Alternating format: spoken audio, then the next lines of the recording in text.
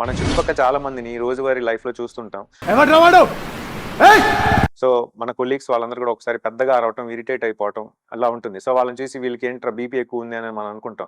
So BP ఎక్కువ ఉంటే ఇట్లా అరవటమే కాదండి, అనేక లక్షణాలు ఉంటాయి. అవేంటి ఇప్పుడు తెలుసుకుందాం. సో బీపీ నార్మల్ గా 130/80, 120/80 ఇలా ఉంటుందన్నమాట. కానీ కొంచెం వయసు ఎక్కువ ఉన్న వాళ్ళు అది 140 నుంచి 150 వరకు కూడా ఉండొచ్చు. సో ఎప్పుడైతే 150 నుంచి బీపీ ఎక్కువ అంటే సిస్టాలిక్ వాల్యూ 150 పైన, డయాస్టాలిక్ వాల్యూ 100 నుంచి 110 ఇలా వస్తే అంటే రెండు వాల్యూస్ కూడా పెరిగి ఉన్నప్పుడు, లేదా ఏదైనా ఒక వాల్యూ పెరిగినా మనం దాన్ని హై బీపీ అని వాడుక భాషలో మాట్లాడుతుంటాం.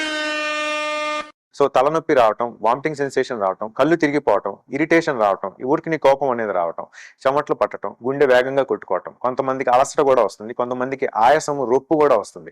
సో ఈ హై బీపీ ఉన్నప్పుడు మనం ఇమీడియట్ గా చెక్ చేయించుకొని ఆ బీపీకి ఎక్కువ ఉంటే దానికి తగ్గట్టు టాబ్లెట్స్ ఇమీడియట్ గా మనం వాడాలి. ఎందుకంటే మనం హై బీపీని నెగ్లెక్ట్ చేస్తే బ్రెయిన్ స్ట్రోక్ వచ్చి పక్షవాతం రావచ్చు, హార్ట్ అటాక్స్ అనేవి కూడా రావచ్చు, కిడ్నీలు కూడా డ్యామేజ్ అవ్వచ్చు. సో హై బీపీని ఎప్పుడు నెగ్లెక్ట్ చేయొద్దు. మనం హై బీపీని అవాయిడ్ చేయాలంటే ఫ్రీక్వెంట్ గా మనం హెల్త్ చెకప్స్ చేయించుకుంటూ బీపీ చూసుకుంటూ ఉండాలి.